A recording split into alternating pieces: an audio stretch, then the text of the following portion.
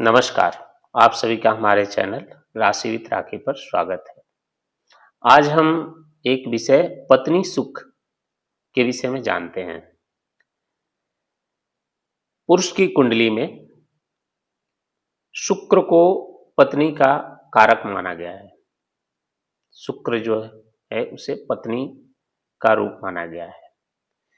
जब कभी शुक्र यदि बकरी होता है तो वैसे व्यक्ति को पत्नी सुख नहीं मिलती है। शुक्र यदि कर्क राशि या कन्या राशि में होता है तो पत्नी सुख में कमी आती है। शुक्र जब केतु के साथ होते हैं, यानी शुक्र और केतु एक ही भाव में बैठे हों या 1-5-9 में संबंध बना रहे हों, तो ऐसे में पति पत्नी को आपस में झगड़े होते रहते हैं। शुक्र यदि राहु के साथ हो, यानी 1-5-9 में संबंध बना रहे हो, तो ऐसे पुरुष की पत्नियां रोगी होती हैं। वहीं शुक्र का संबंध 1-5-9 में यदि बुध से होता है तो पत्नी चालाक होती है। जब शुक्र का संबंध चंद्रमा से होता है तो पत्नी सुंदर भी होती है। वहीं शुक्र का संबंध यदि मंगल से होता है तो पत्नी क्रोधी होती है। शुक्र के 1-5-9 में यदि मंगल है तो वैसे व्यक्ति की पत्नी क्रोधी होती है। और एक इसमें है, यदि शुक्र और मंगल जिसकी भी अंश ज्यादा होगा, यदि शुक्र आपकी कुंडली में शुक्र ज्यादा अंश में बैठे हुए हैं तो आप अपनी पत्नी के फॉलोअर्स होंगे, और यदि मंगल ज्यादा अंश के बैठे हुए हैं तो आपकी पत्नी आपकी फॉलोअर्स होगी। शुक्र यदि केतु के साथ है तो ऐसे व्यक्ति की पत्नी से झगड़ा होती है, लेकिन ऐसे व्यक्ति की पत्नी जो है वह आध्यात्मिक होगी।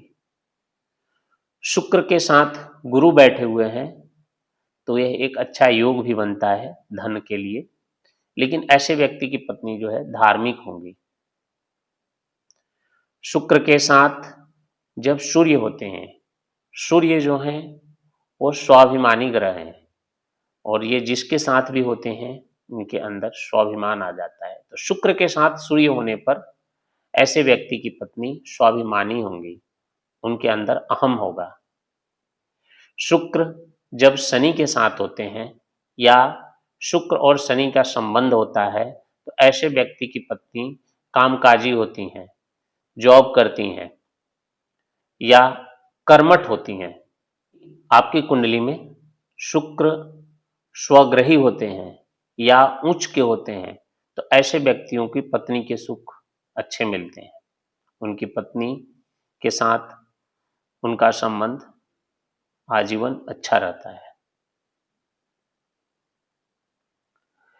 कुंडली में एक और चीज माना गया है कि यदि कुंडली के सप्तम भाव में केतु है, सप्तम भाव जो हमारे पार्टनर का भाव होता है, जिससे हमारा वैवाहिक जीवन देखा जाता है, वहां पर यदि केतु विराजमान है तो ऐसे लोगों की पत्नी जो होती है वो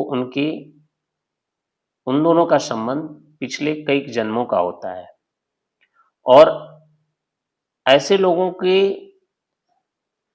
सामान्य जीवन में